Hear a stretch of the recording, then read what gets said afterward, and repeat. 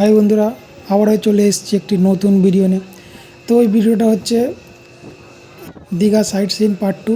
তো প্রথম পার্টে 3টে জায়গা দিয়ে গিয়েছি, এবারে 4টে জায়গা সাইট সিন দেখাবো। তো প্রথম আমরা চলে এসেছি দীঘা মোহনাতে। তো এই মোহনাতে প্রথম ঢুকলে তোমরা নানা রকম সামুদ্রিক মাছের বাজার দেখতে পাবে দোকান। তো সেইখানে হচ্ছে নানা রকম কাঁকড়া, অক্টোপাস থেকে শুরু করে ইলিশ মাছ, ভেটকি মাছ, নানা রকমের মাছ এখানে আছে, তোমরা সে দেখবে। তার উপরে একটা সবচেয়ে বদকর জিনিস আছে এখানে, যেটা হলো শুকনো মাছ। নানা রকমের শুকনো মাছ, নানা রকমের জিনিস এখানে তোমরা দেখতে পাবে। তো সেখান থেকে আমরা মধ্যিখান থেকে চলে এসেছি নাক ধরে। তো তারপরে ওই বাজারের মধ্যে ধান দিয়ে এসে এখানটা আমার ছোটো করে এখানে সমুদ্র এখানটা দেখা যাচ্ছে। তো এইখান থেকে আমরা যাবো মধ্যিখান দিয়ে, এখান থেকে আবার ছোটো করে দু সাইড দিয়ে মেলা পুজো। তোমরা দেখো মেলাতে নানা রকম জিনিস বিক্রি হচ্ছে। তো সেখান থেকে আমরা চলে যাচ্ছি যেতে দেখতে দেখতে এবার সমুদ্র দেখছি। তো দীঘাতে এত ঢেউ সবসময় দেখা যায় না। তো আমরা যে সময় গেছিলাম সবের সময় বর্ষা শুরু হচ্ছে এবং গরমের শেষ হচ্ছে। তো এর জন্যে তখন প্রাকৃতিক একটু দুর্যোগ চলছিল, বৃষ্টি হয়েছিল আমরা যখন গিয়েছিলাম। ওই জন্য এ সময় খুব ঢেউ দেখা যাচ্ছে, বড় বড় ঢেউ। সাধারণত এত বড় বড় ঢেউ দীঘাতে সবসময় দেখা যায় না। দেখো এটা সকাল টাইমের দিকে ঠিক 9টা 9:30 এরকম সামথিং বাজে। তো তার জন্যে সেটা খুবই ভালো লাগছে, হালকা হালকা মেঘলা রয়েছিল আকাশ।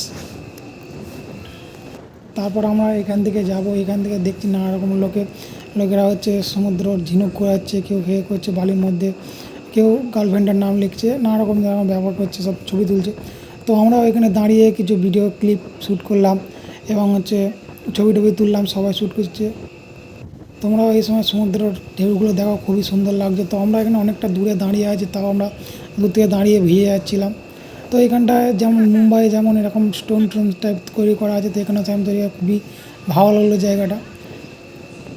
তো আমরা স্টোনের উপর থেকে নিচে নেমে গিয়ে সি বিচের মধ্যে চলে এলাম, মোহনা সি বিচ।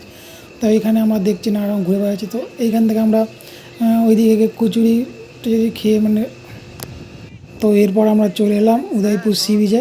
তো এখানে প্রথম আসার সময় হচ্ছে যারা বোট চালায়, স্পিড বোট, সেখানে লোকেরা ধরলো, সবাই বললো মাথা পিছু 100 টাকা করলো। তো আমরা এখানে গায়ে জল লাগাতে চাই না, ওই জন্য আমরা এখানে বোটে চললাম না। তো এখানে 100 টাকা বলছিল, কিন্তু আমরা দীঘাতে গিয়ে ওখানে আমরা 150 টাকা মাথা পিছু দিয়ে আমরা বোট চড়েছিলাম।